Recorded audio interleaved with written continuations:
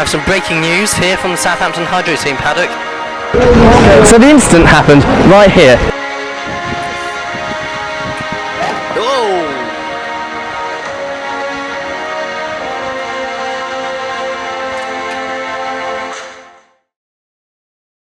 So, thank you for coming in.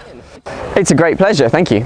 So, this boat that was involved in the incident on Lake Geneva today? The one at the front fell off? That's not very typical, I'd like to make that clear. How's that not typical? Well, there are a lot of boats going around this course all the time, and this sort of thing isn't supposed to happen. I just don't want people thinking that high-speed semi-foiling catamarans like this aren't safe. So was this high-speed semi-foiling catamaran safe? I was thinking more of the other ones. The ones that are safe? Yeah, the ones the front didn't fall off.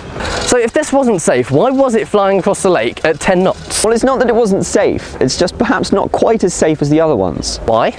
Well, some of them are built so the front doesn't fall off at all. Wasn't this one built so the front didn't fall off? Well, obviously not. How do you know? Because the front fell off, and splintered carbon fibre fell all over the place. You could hear the cracking off a mile away. It's a bit of a giveaway. I'd just like to make the point that this is not normal. So what sort of standards are these high-speed semi-foiling catamarans built to? Oh, rigorous Southampton Hydro team maritime engineering standards. What sort of standards? Well, the front's not supposed to fall off for a start. What other things? There are regulations governing the materials that they can be made of. What materials? Well, cardboard's out.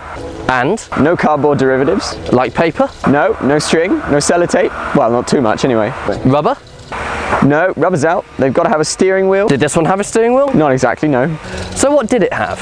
Well, it did meet the minimum crew requirement. What's the minimum crew? A one, I suppose.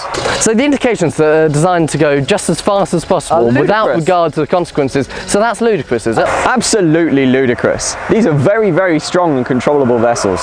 So what happened in this case? Well, the front fell off in this case, by all means, but it's very unusual. So more to the point, why did the front fall off? Well, a pontoon hit it. A pontoon hit it? A pontoon hit the boat. Or perhaps, more accurately, the boat hit the pontoon. Is that unusual?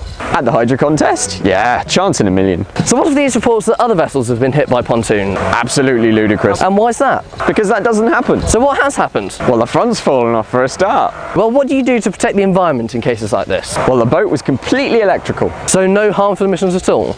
Well, except the front that fell off. Was that harmful?